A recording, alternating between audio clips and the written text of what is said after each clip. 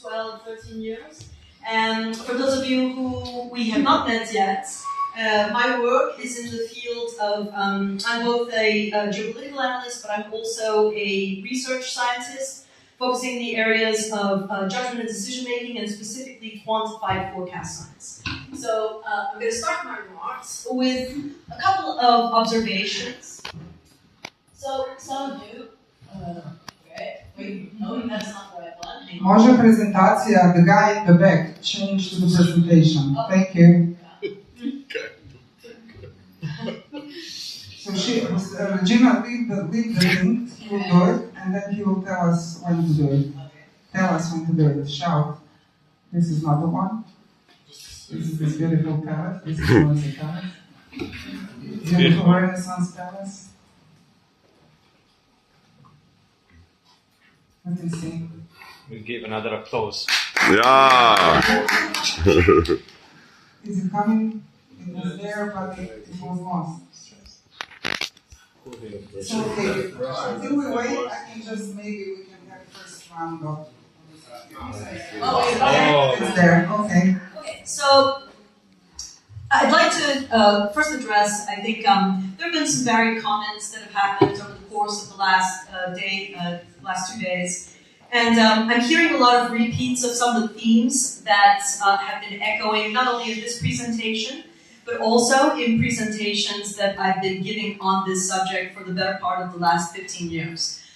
Some people have been talking about the start of a backlash to the current digital environment that we're experiencing. So some of you may be familiar with what happened to Eric Schmidt at Arizona State University. He gave a commencement speech and was roundly booed because he was trying to sell the wonders of AI to a very skeptical crowd of students who felt that that was taking away their futures. The second thing is the reaction to Mythos. When Anthropic released Mythos, basically every NCSC, National Cybersecurity Center in Europe, kind of lost their minds because the potential for this to create zero-day exploits across every single network system in the world was obvious. However, this week, that sphere has multiplied dramatically with the release of a new type of worm. It's an experimental worm that was developed by a lab at the University of Toronto, the Clever Hands Lab, which basically does the same thing, effectively, that Mythos does, the difference being that it's open source. If you want to run Mythos to destabilize a network, or to steal from a bank, or to steal from an insurer, you still need to pay tokens to Anthropic. Not with this new worm. This is all open source. You can download the code from GitHub, which really amps up the danger, which people are already starting to fear in the professional world, especially in the cybersecurity world. And then if we look at the, obviously everybody's probably aware of the IPO that was called last night for SpaceX. Anthropic has been getting ready for its IPO, and of course OpenAI. We're looking at basically by the end of 2026, the potential for upwards of maybe $30 trillion of capital released into the markets. So what does that mean? And I think a lot of people are quite nervous about what that means. And some people have interpreted this as this is the beginning of the backlash. However, I'd like to think that that may be a little bit of a premature position. Because if you think about what are these core drivers behind the current cognitive flux that we're experiencing. When I say cognitive flux, it's this feeling that many of us report both anecdotally, but also has been established in a bunch of empirical research papers, that people are feeling a lot of anxiety, not just about their own mental health issues, but specifically about the directions of where their governments are going, where their jobs are going, where the society is going. And so when you think about where exactly was the drop-off, if you look at actually some of the research that's actually tracking timelines around this, things started to really change. When social media was introduced around 2006, it started to ramp up when we started to see the influx of cryptocurrencies, prediction markets, and also now AI and the agentic AI systems that everybody is talking about, and I'm talking about this is going to make everybody rich, nobody's going to have to work. This is kind of an illusion so complete that it took no less than the Vatican to actually understand. Yeah, it sounds like to understand exactly what's going on here. Because what actually Pope Leo and his head of AI, Paolo Benanti, who is the head of AI for the Vatican, have clearly observed, like me and a couple of other people, is that there's actually something different going on here. And it does have a relationship with religion in a way that not many journalists, not many media observers, not many pundits or analysts have really kind of put two and two together. And that is really about the nature of how individuals are utilizing something that is akin to cognitive warfare on all of us, utilizing these technical platforms. So, what does the nature of cognitive warfare actually mean? So maybe to give you a little bit more of an understanding of what we talk about when we talk about cognitive warfare, I come from a security and defense background. Cognitive warfare, or IO, intelligence operations, information operations, these are all things that have been part of the cycle of defense programs. However, now we're talking about this being unleashed in a social realm. And so when we talk about cognitive warfare, I think it's instructive to look at what the Chinese do. When they have a very specific playbook, they have a very specific position on cognitive warfare, they've encoded it across three pillars. The first pillar being the nature of influence operations, specifically influence operations of public opinion. The second is about focusing on your adversaries, where your adversaries, you're executing foreign policy in such a way that you're trying to legitimize your objectives by influencing certain types of foreign peers. The third, of course, is lawfare, is the use of legal legitimization of certain actions to justify the CCP's actions. So if we think about how China looks at cognitive warfare, they see this as an outward-facing system. The interesting thing to think about cognitive warfare in this context is that it's being spread across us. We are the ones on which it's all being practiced upon.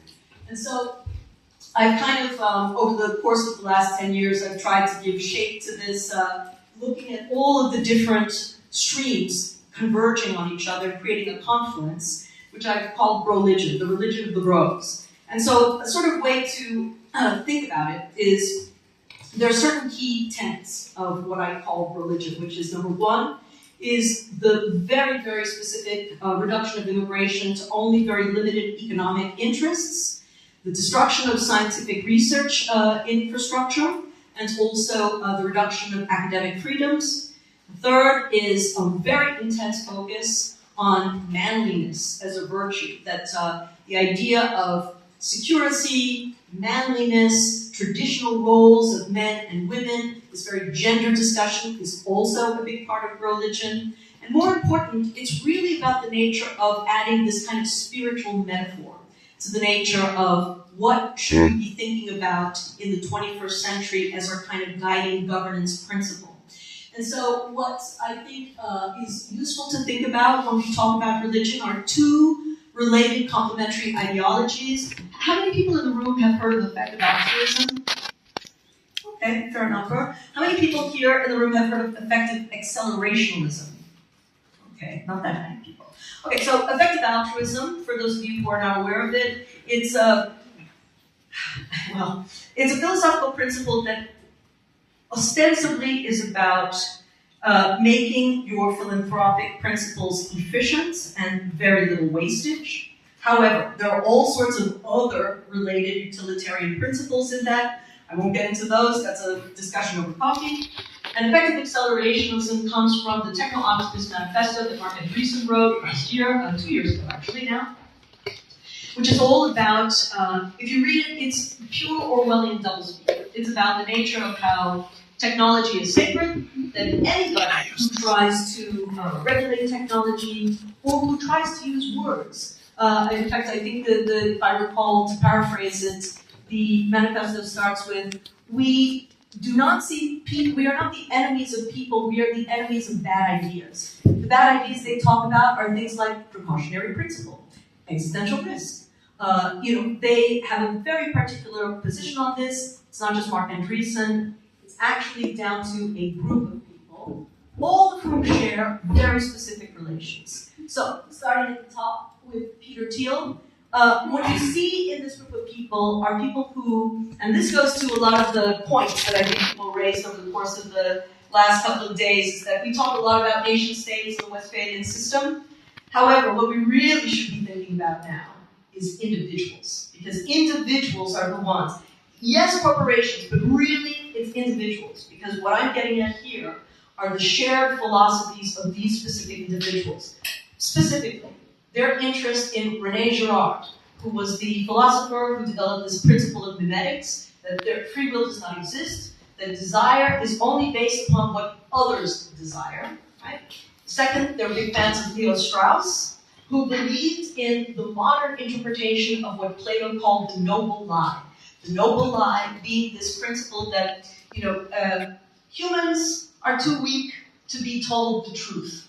So they need to be manipulated by perception, and that it's that deception wrapped up in moral truth that is at the core of what these guys are trying to do, because they all believe that democracy, and all of this is out in the public, it's been out in the public record since as early as 2008.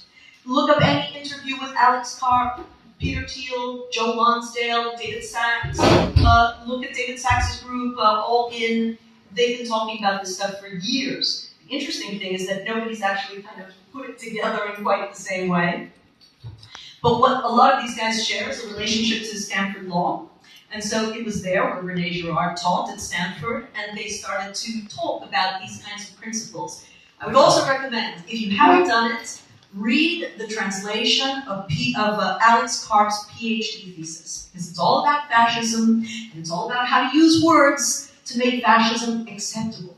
Okay? So if you look at the relationship with these people, they all share very strong beliefs in these principles, these what they call the first principles of what governance should really be. They don't believe in democracy, they believe in alternative forms of governance, happily ones that basically support their investments in prediction markets, in crypto, and in AI and the agentic web.